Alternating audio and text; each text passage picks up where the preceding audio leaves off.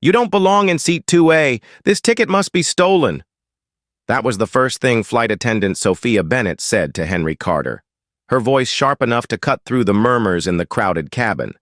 No greeting, no courtesy. Just an accusation thrown like a spear in front of first-class passengers, many of whom now turned to stare. Before we dive deeper into this true story of power, bias, and accountability, I want to know, where are you watching from? Drop your city or country in the comments. And if you believe in fair skies for every passenger, tap that subscribe button and share this video. Now, back to the moment that changed everything. It was 8:15 a.m. on a Monday morning at Los Angeles International Airport. Skylight Flight SE-247, bound for New York, had just opened first-class boarding, but the process was already behind schedule. Passengers were packed into the narrow jet bridge like sardines, and stress clung to the cabin air like static. A glitch in the payment system had caused multiple card rejections during online check-in, forcing flight attendants to manually verify reservations using handheld devices that lagged, froze, and often misread. Henry Carter stepped into first class wearing a fitted black hoodie, charcoal jeans, and pristine sneakers. He carried a leather duffel and a folded boarding pass that read, Carter, Henry, Seat 2A, Priority 1 clearance. He said nothing as he stepped forward, his posture calm, eyes scanning for his seat. But Sophia Bennett blocked his path with her arm. Sir, I'll need to see your boarding pass. Henry handed it over wordlessly. She looked at it for less than 2 seconds before her tone shifted. This doesn't look right. You're not on the manifest. This seat is reserved for paying passengers. Henry blinked slowly, then said, That's my name. That's my seat. I paid. Lucas Reed, the lead attendant, stepped over from the galley, glancing at Sophia's tablet. He's not listed, he muttered. And from across the aisle came another voice, sharper, colder.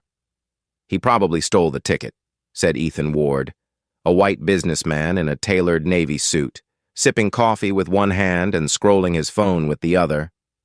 Several heads turned. Sophia stiffened. Sir, if you could please move to the back of the plane, we'll sort this out later. Henry didn't move. His eyes locked onto hers. I didn't steal anything. Check again.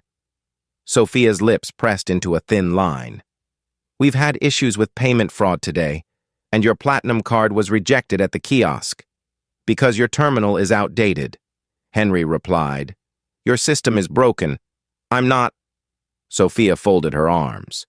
Without verification, I can't allow you to sit in 2A. Then verify it, he said. Voice still level, tone edged with restrained authority. Just behind him stood Mateo Cruz, his assistant, already recording on Henry's phone, discreetly but deliberately. Harper Lee, a young black journalist seated in 3C, had started filming too, her lens now centered on Sophia's expression. Ethan Ward leaned into the aisle. I've flown Skylight for years. I know the kind of people who sit here, no offense. But jeans and a hoodie? Henry turned his head slowly. The kind of people. Mr. Ward? What kind is that? Ethan shrugged. The kind that doesn't steal boarding passes. That's all I'm saying. Harper zoomed in on Ethan's face as he smirked. Jack Hayes, seated in 1D, cleared his throat. Is there a problem here? Sophia held up the pass. The system's rejecting his name. He's not on the list. Because your list is wrong, Henry said. Try checking it again, manually, or better yet, ask for identification. You skipped that step. Sophia bristled.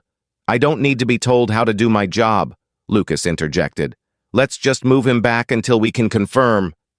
Henry stayed planted, his presence as calm as it was unmovable. If you touch me, I promise you'll regret it. Check the list. Mateo's voice came quietly from behind. Sir, audio's rolling. This is all being logged. Ethan scoffed. Oh, great. Now he's recording us? Harper responded from her seat, loud enough for the row to hear. Because this keeps happening, and you think you can get away with it, Lucas muttered to Sophia. Just get security. Henry turned slightly. Speaking into the phone, Mateo held. Cruz. Record the names. Sophia Bennett, Lucas Reed, Ethan Ward, accusations made without evidence, denial of service, clothing-based profiling. Get it all. Sophia flinched. Profiling? That's a serious claim? So is theft, Henry replied. Which is what you accused me of. Harper leaned forward. Just to be clear, he hasn't raised his voice. He hasn't threatened anyone. And he's standing in front of a seat with his name on it. Ethan shook his head. Look, we've all been waiting to depart. Let's not delay the flight for one guy playing dress-up.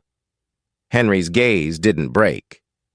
You don't know who I am, but you will. At 22, Henry had been denied a business-class seat on a domestic flight simply because he wore joggers and a hoodie. The agent never looked at his ticket, just glanced at his clothes and said, Try the gate for economy. That quiet shame sat in his chest for years. It didn't break him. It built him. It lit the fire that would one day own the skies. Sophia crossed her arms. You're not in our system. Then your system is broken. But I'm not. Jack looked at Henry and said, This feels off. Let me speak to the captain. Henry nodded. Please do. Mateo tapped the phone. Timestamp 8:17 a.m. All statements logged. Ethan leaned back, chuckling to himself. You people always play the race card when things don't go your way. Harper's voice came next, steady but sharp. And you always play gatekeeper when you feel threatened. That's why I'm filming. Lucas raised his hand to stop her. Ma'am, recording isn't permitted without consent. Harper didn't blink. Neither is discrimination. Sophia's jaw tightened. I've asked you to leave. Final warning. Henry finally stepped closer, close enough for his words to cut through the pressurized air. You just made the worst mistake of your career, Ms. Bennett, and I'm going to correct it, right here, right now. He turned to Mateo. Text the number. Begin verification with corporate. Mateo's fingers moved fast. Jack returned from the galley, concern deep in his voice. I spoke with the pilot. He suggested you all double-check the printed manifest, not just the tablet. Sophia scoffed. The manifest was printed before the update. Then that's your fault, Jack said. Not his. Ethan waved his hand dismissively. This is insane. Can we just remove him already? Harper zoomed in. Mateo whispered. Sir, message sent. Henry exhaled. Good.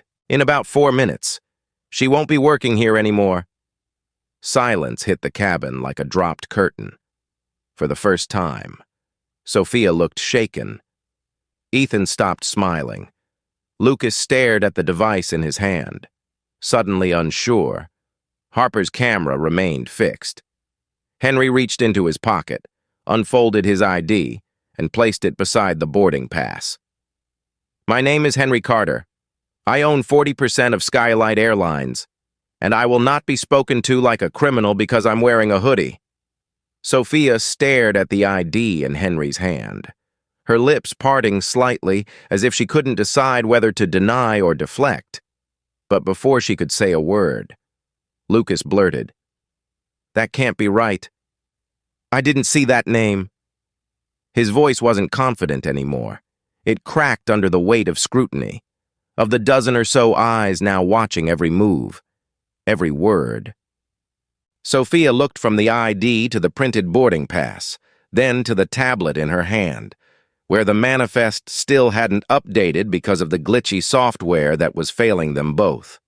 She took a step back, but didn't apologize.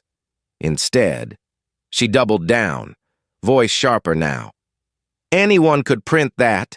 We've had counterfeit passes before. Henry didn't flinch. Scan it, cross-check it, or don't. Either way, the decision you make in the next 30 seconds will be remembered for the rest of your career. Ethan laughed again, this time forced.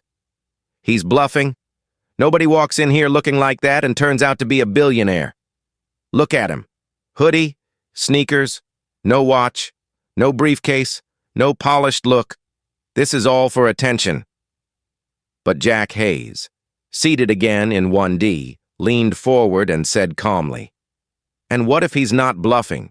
What if the reason he doesn't need the briefcase or the flash is because he already owns a piece of the sky you're flying through?" Sophia's jaw tensed. "We are following protocol."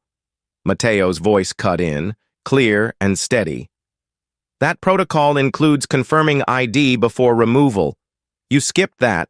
You also accused a verified passenger of theft. On camera." Harper continued filming, her hand remarkably steady as she captured Sophia's hesitation and Ethan's smug expression. "Just say you made a mistake," Harper offered, her voice quieter but no less firm. "Or say nothing. That camera will speak for you." Sophia's fingers hovered over her tablet. Lucas leaned closer, whispering something to her, and Henry caught just enough of it to freeze in place. "You followed what they trained us. Baggy clothes, hoodie, red flag. Remember?" Henry's eyes narrowed. "Say that again." Lucas blinked. "Nothing." "No," Henry said, stepping slightly closer. "You said red flag, baggy clothes. That's your internal rule, isn't it? Profile passengers based on attire?" Lucas's mouth opened, then closed. He looked down. Sophia crossed her arms, defensively now. "It's not profiling, it's intuition." "No," Jack said. "It's discrimination." And with that word hanging thick in the air, a heavy silence swept over the cabin. Ethan tried to cut through it with sarcasm, muttering, "So now we're canceling common sense, too?" Harper didn't look away from her screen. "We're canceling ignorance, one flight at a time." Sophia raised her voice again. "This is a matter of security, not fashion." But Lucas, hands slightly trembling, admitted, "We were trained to watch for patterns. Sometimes attire correlates to fraud. That's what we were told." Henry looked directly at him. "That was your training? That people in casual wear are more likely to steal tickets?" Lucas nodded once, miserably. "Unwritten but enforced," Harper whispered. "That's going viral in 5 minutes." Sophia's posture stiffened as she turned toward Lucas. "You weren't supposed to say that." Henry turned to Mateo. "Make sure that line's saved. Unwritten but enforced." Mateo nodded, marked and clipped. Jack stood again and faced Sophia. "You owe this man an apology, and not a whispered one." Sophia's cheeks flushed. "I'm doing my job," Henry replied. "No, you're hiding behind your job to justify your bias. Those are different things." Sophia scoffed. "You think you can just bark orders because you're rich?"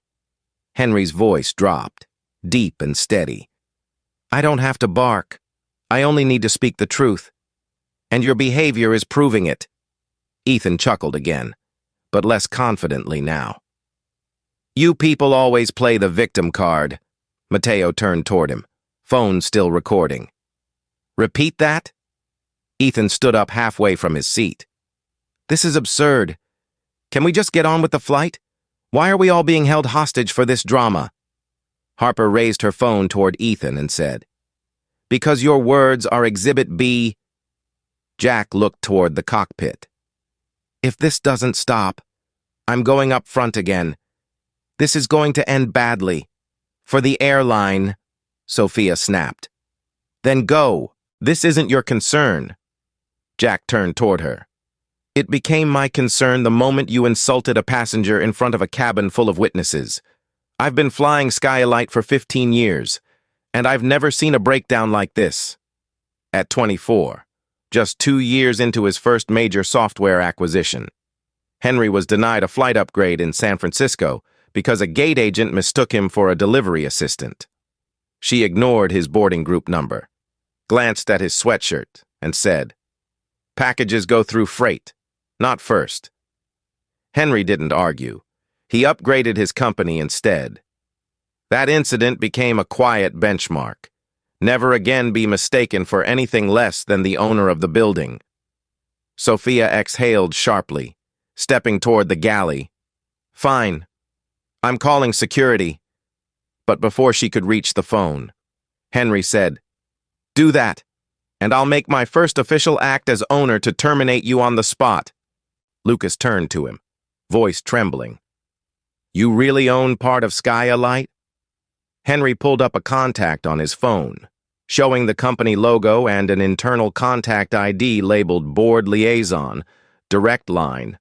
40%, Mr. Reed, more than enough to write a new policy, or end a career. Sophia hesitated by the galley phone. Harper whispered, "That sound you hear? That's the echo of consequences coming down the aisle," Mateo added. "Corporate will have audio, video, names, timestamps. This isn't a he said, she said. It's all documented." Ethan scoffed. "You're all just performing for a camera now. This is ridiculous." Jack looked at him. "No, Mr. Ward.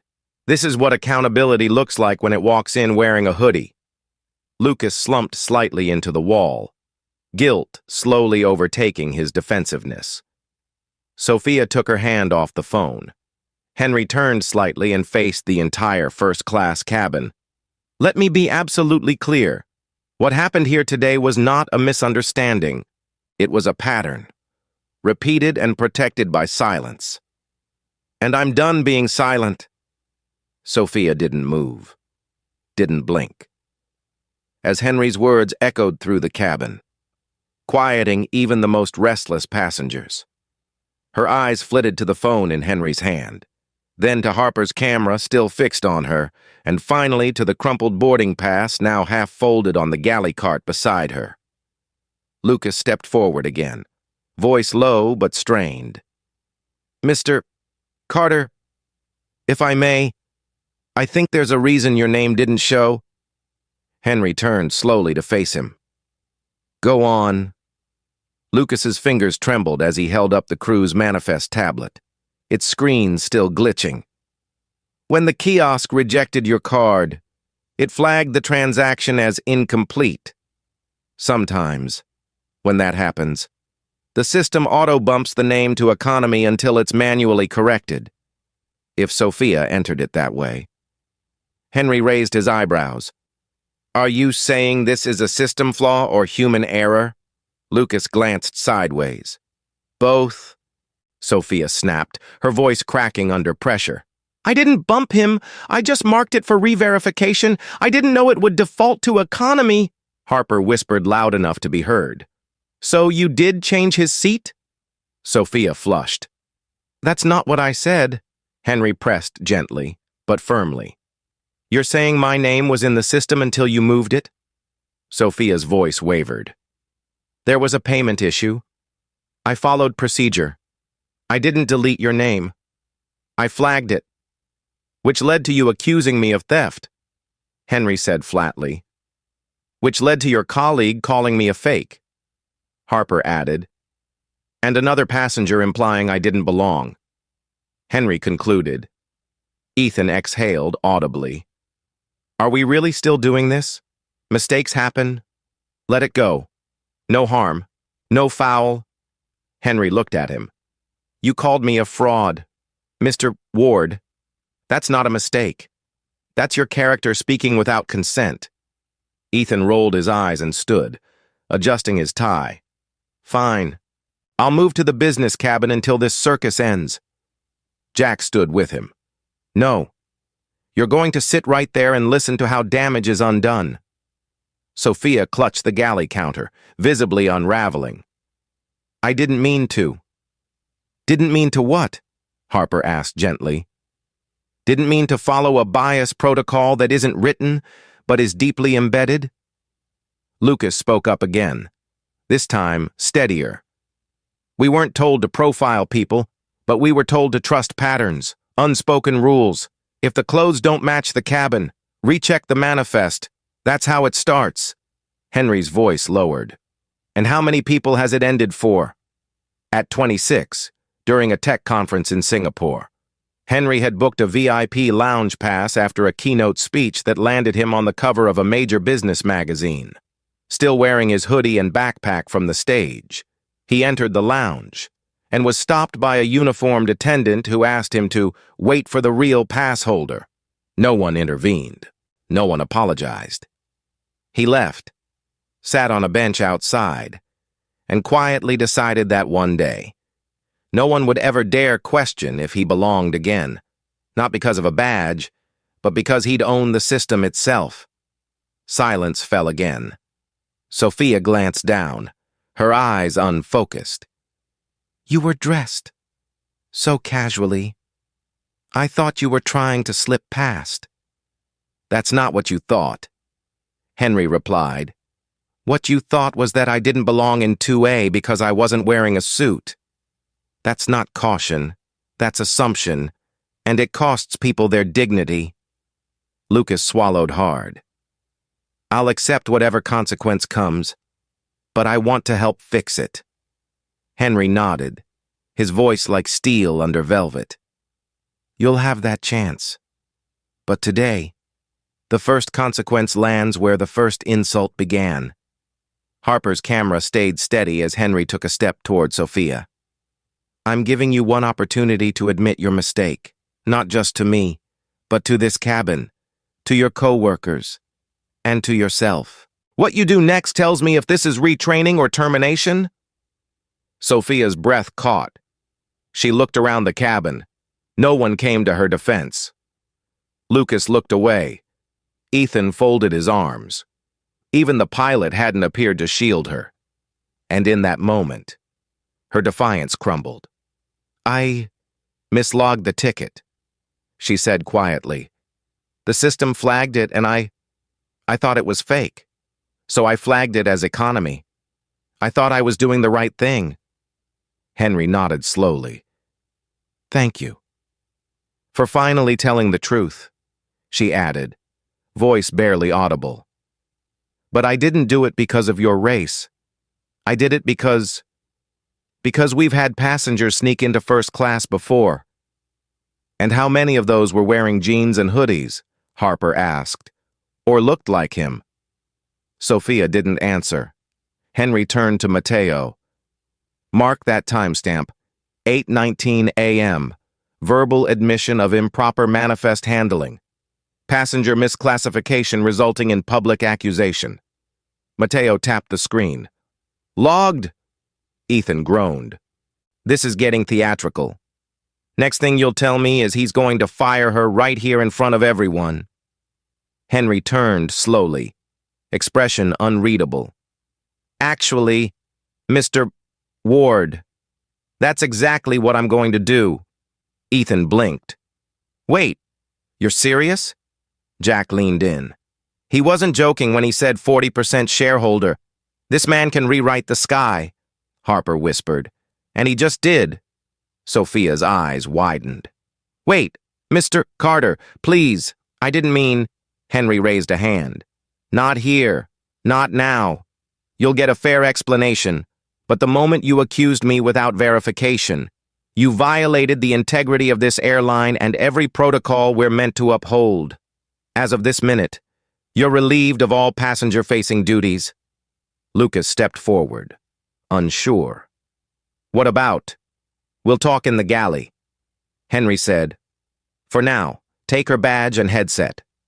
The silence was broken only by the soft clicking of Mateo's phone as he logged each word. Harper lowered her camera, visibly moved.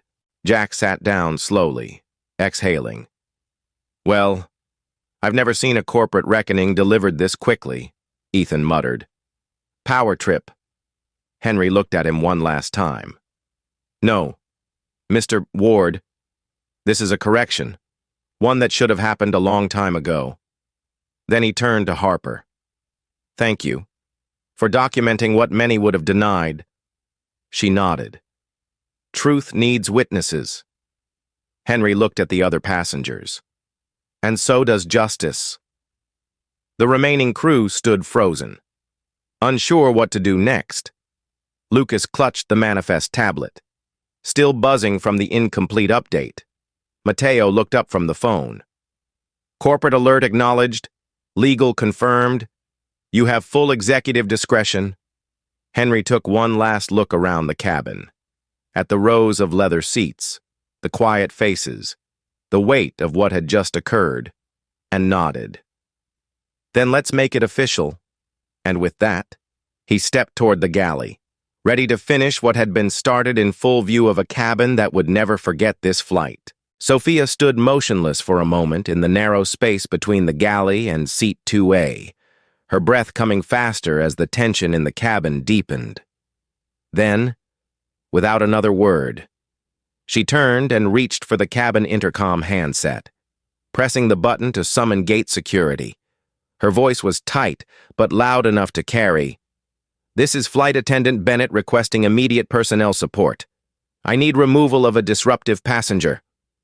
The silence that followed was swift and stunned. Henry didn't raise his voice. He simply turned to face the cabin again and said clearly, "You all heard that? She just called security on a verified shareholder of this airline." A ripple moved through the seated passengers. Jack Hayes stood again, the lines in his face hardening. "That's enough. This is harassment now, plain and simple." Sophia turned, headset still clutched in one hand. "I'm following safety procedures." "You're following fear," Jack said. "Not facts." Ethan Ward, still seated near the front bulkhead, scoffed audibly. "I'm sorry, but this is absurd. Can we just let the professionals do their job? If he's really who he says he is, why doesn't he just show some ID and sit down like the rest of us?" Harper's voice cut through the tension, unwavering. "Because that's not what this is about anymore. This isn't about a seat. This is about dignity, and how easily some of you tear it down with a glance." Sophia opened her mouth to speak, but her words caught. Mateo, still recording with Henry's phone, stepped forward slightly. "The call was logged. Security is en route. Any physical intervention now will be a liability." Henry nodded once. "And every word spoken here will go into the official log, including what comes next." Sophia's headset buzzed faintly in her palm, but she didn't answer it. Instead, she turned to Lucas. "Tell them he's not in the manifest." Lucas, sweating under the collar now, shook his head slowly. "I can't. I just got the updated printout." He held up a slip of paper trembling in his hand. "Henry Carter, Seat 2A, First Class, Priority 1, Verified." The cabin collectively inhaled. Harper turned the camera back on Sophia. "Now, do you want to amend your statement?" Ethan stood. "Oh, come on. He probably paid someone to fix the manifest." Harper swung her camera toward him. "Say that louder for the lawsuit." Ethan stepped back down into his seat, his bravado melting into something uglier, cornered frustration. Sophia, still silent, turned to the new manifest and scanned it, her eyes locking on Henry's name like it had betrayed her.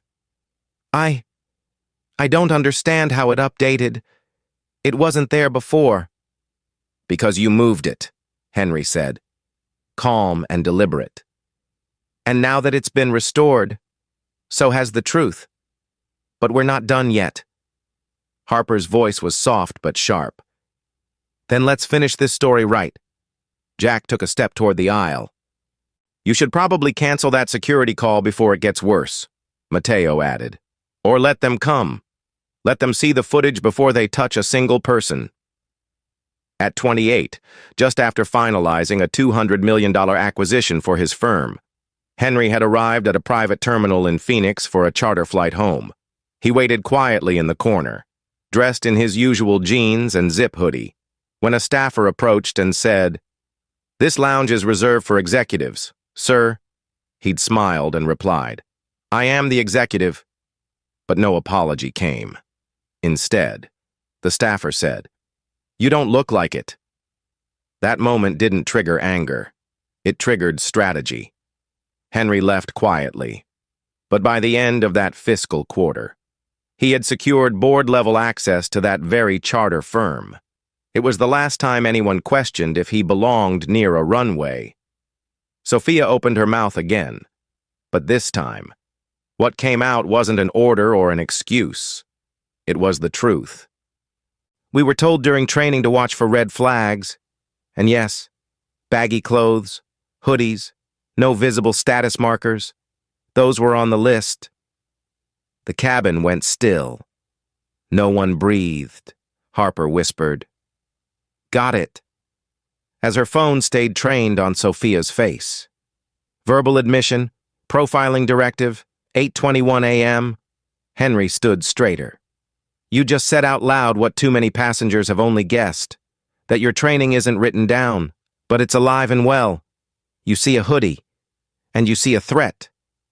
Lucas looked ill. "It wasn't supposed to be like that.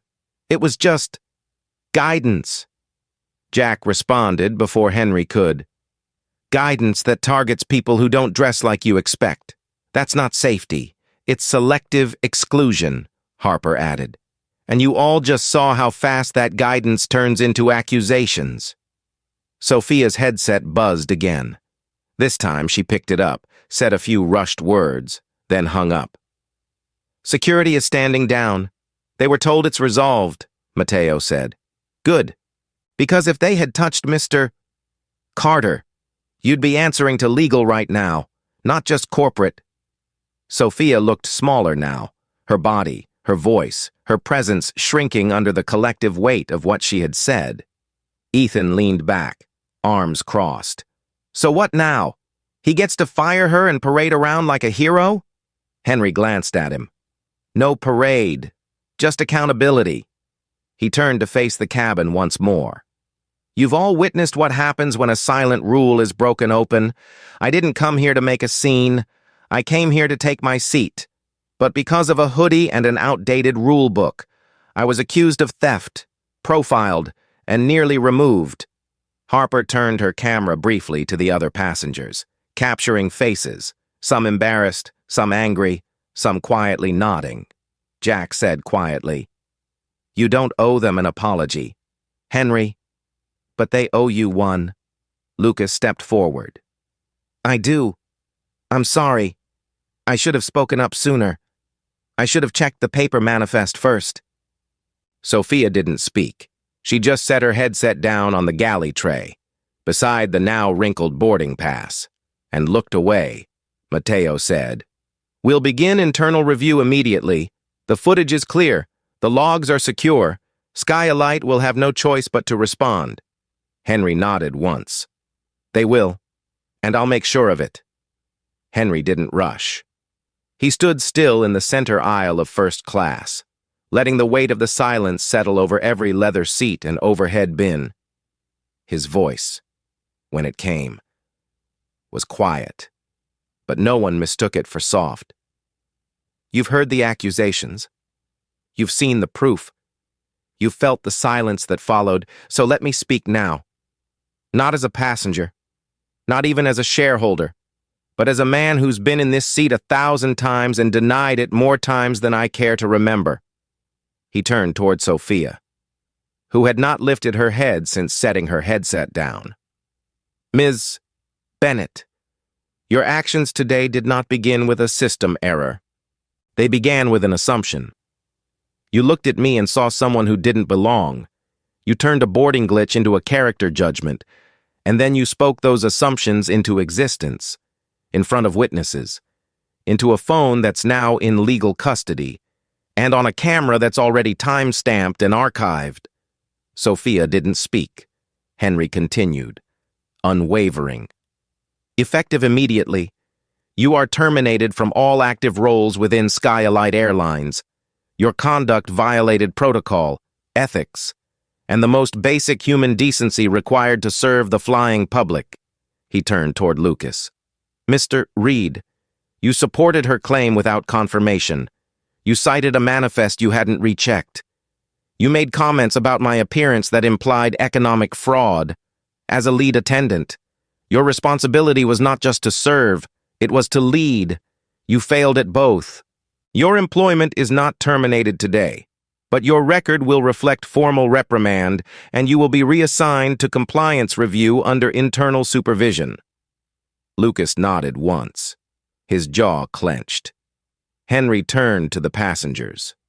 Let it be known, this isn't about punishment. This is about restoration. You cannot fix what you're unwilling to name. Today, we name it. Then his eyes found Ethan Ward, who sat with his arms folded, his posture defensive but visibly rattled. Mr. Ward, you are not an employee, so I cannot fire you. But I can, and will, invoke Skylight's flight discretion protocol, effective immediately. You are banned from all current and future flights operated by Skylight Airlines or its domestic affiliates. Your behavior was inflammatory, discriminatory, and disruptive to the safety and dignity of every person on this aircraft. Ethan stood, his voice hot and indignant. You can't be serious. I said what everyone else was thinking. He walks in here looking like he just rolled out of a gym and expects VIP treatment? Harper stood, phone still rolling. And you expect to keep traveling on airlines built by the very people you insult? That ends today? Ethan turned toward the front of the cabin, but a crew member blocked the aisle. Mateo's voice was crisp. You'll be escorted out after landing. If you refuse, Skylight Security will handle your removal. The ban is already in the system. Ethan sat back down slowly, now cornered by his own arrogance. The cabin was still tense, but the shift was palpable. What had been fear was now resolve. Henry took one final breath and turned to face the crew jump seat, where Lucas still stood rigid, his hands clasped. Is there anything else you wish to say? Lucas looked down at the tablet still shaking in his hands. Yes, there's something you all need to know. He swallowed hard. There were other complaints about profiling, attire-based assumptions, verbal slights. They came in over the last few months, passengers filing verbal complaints about how they were treated at boarding, in premium cabins, even in lounges. But they never made it to corporate, Harper whispered. Why not? Lucas blinked, shame breaking through his composure. Because we filtered them out. The crew talked about it after shifts. No one wanted to get flagged for bias. There's this unwritten culture that if you rack up too many complaints, you lose prime route eligibility. So we handled things internally. We said we resolved it. We marked complaints as passenger confusion or no follow-up. But it wasn't confusion. It was bias. And we hid it. Harper's hand tightened around her phone. You suppressed evidence. Lucas nodded. Yes. And I'm sorry. We thought we were protecting ourselves. But all we did was protect a pattern. Henry's eyes didn't narrow. They softened. Just slightly. With the pain of recognition. How many? Lucas replied quietly. 6 this quarter. Maybe more. I only know my own. Mateo stepped forward. Phone still recording. That's a policy breach. Suppressing guest reports violates FAA and internal compliance standards. Henry nodded slowly. Then we'll treat it as such. I want an audit. Full access to internal complaint records for the last 12 months. Every time an attire-based incident was mislabeled, we uncover it. Mateo responded immediately. Understood. I'll alert compliance and start a ledger review. Henry turned back to Lucas. You're going to assist in this, not because I trust you, but because you owe it to the people you silenced, Lucas whispered. Yes, sir. The rest of the cabin stayed silent, watching this unfold like a live ethics tribunal at 35,000 feet. Jack Hayes finally spoke. We can't change the past. But this feels like the future being built. Right here. Henry nodded. Exactly. What happened here won't be hidden behind corporate language. It will be named and reformed. He turned to Harper. You didn't just film an incident. You filmed a turning point, Harper replied. I just pointed the lens. You lit the truth. Mateo raised the phone. HR confirms all terminations and sanctions are registered. Security will meet us upon landing. Henry returned to seat 2A, not because it was his by policy, but because now. Everyone understood it had always been his by right. Henry stepped back into the galley where Sophia sat alone. Her posture slumped. Headset off, badge surrendered, the weight of what she'd unleashed still sinking in. Lucas stood nearby, silent, his hands clasped behind him like someone awaiting sentencing. Henry's voice was calm but resolute, not angry, just final. Ms. Bennett, your termination is now official. Your access has been revoked. HR will follow up within 24 hours. You are not to resume duty on any Skyalite aircraft moving forward. Sophia didn't look up. She didn't argue. Her eyes were unfocused, fixed on a point somewhere beyond the tray cart beside her. Lucas looked away, saying nothing. Mateo, standing behind Henry in the galley entrance, tapped the screen of his phone and nodded. Documentation logged. Corporate received it. Henry turned to Lucas. You'll remain grounded until compliance completes their review. Cooperate fully, or your suspension becomes final termination. Lucas replied softly. I will. Henry gave a small nod, then returned to the cabin, walking slowly past rows of hushed passengers. When he reached the aisle between seats 2A and 2B, he turned and addressed them. What happened today doesn't end with an apology. It begins with action. His voice carried clearly across the still air. I've spent years building companies that work better because they see people better. Starting today, Skyalite becomes one of them. I'm implementing the Skyfair policy, a mandatory bias training and transparency initiative that will roll out to every cabin crew, gate agent, and executive staffer.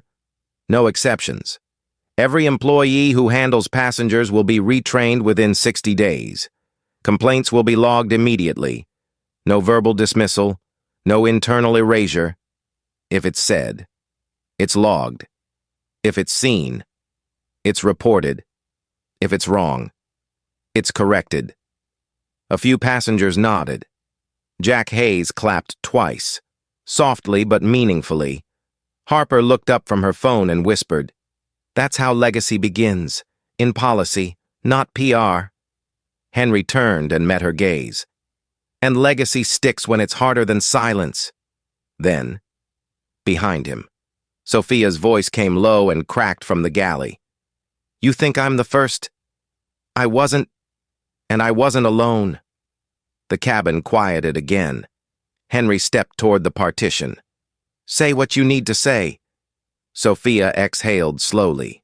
They told us, informally, off record, that if we collected too many bias complaints, we'd lose routes, promotions, bonuses.